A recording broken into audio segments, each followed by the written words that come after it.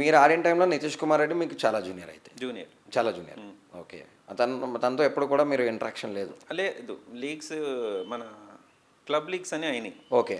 నాకు 2, 3 సార్లు ఆడాం. కలిసి ఓకే. ఆడాం. తనకి బౌలింగ్ వేశాను. ఓకే. వికెట్ కూడా తీసాను ఒకసారి. ఓకే.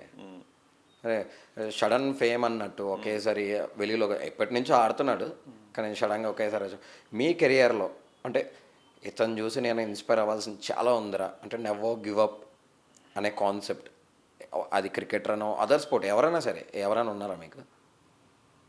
అదే చెప్తాను మా నాన్నగారే. ఇంకా మీ రోల్ మోడల్ మీ నాన్నగారే, ఇంకా no other cricketer no other sport ఎనీది?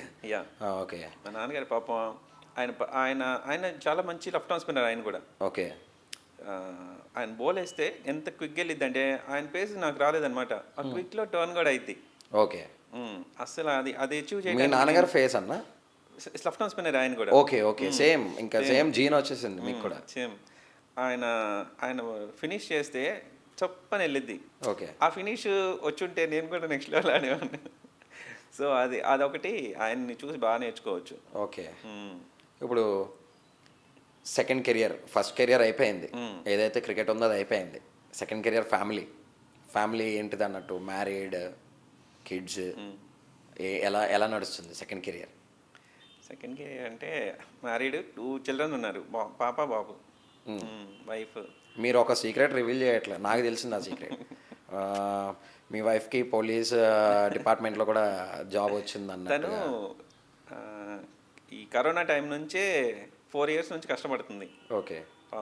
చాలా కష్టపడుతుంది. ఈ పిల్లల్ని వదిలేసి కొన్ని రోజులు విజయవాడలో ట్రైనింగ్ తీసుకుంది. ఓకే. కొన్ని రోజులు ఒక 2 years కాకినాడ శ్యామ్ ఇన్స్టిట్యూట్లో ట్రైనింగ్ తీసుకుంది.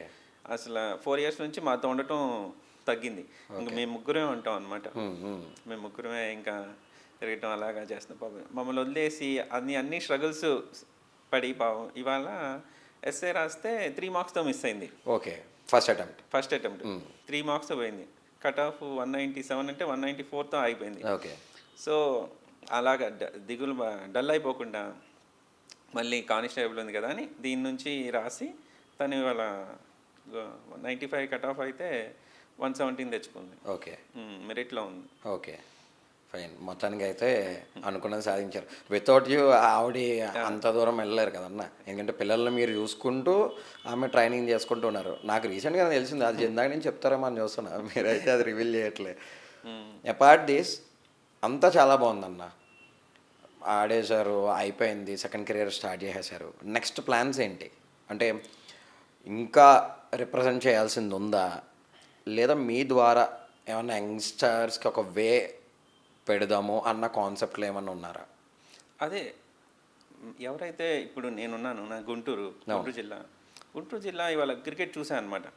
క్రికెట్ చూసా చాలామంది పొలిటికల్ పేరెంట్స్ ఇన్వాల్వ్ అయ్యి ఎలా అంటే మనీ ఇచ్చేసి ఆడిచ్చేద్దాం మా పిల్లల్ని, ఓకే, ఎలాగైనా సరే ఆఫర్స్ చేయటం, ఇలా డబ్బులు ఇస్తాం సార్ ఆడిచ్చండి, ఇలాగ రెడీ అయిపోయారు. కానీ పేరెంట్స్ ఒక క్వాలిటీ కోచ్ దగ్గర పంపిద్దాం, వాడికి మనం ఇచ్చే డబ్బులు ఏదో కోచ్కి ఇద్దాం, కోచ్కి ఇస్తే వాడు మన పిల్లని చెక్కుతాడు కదా, రెడీ చేస్తాడు.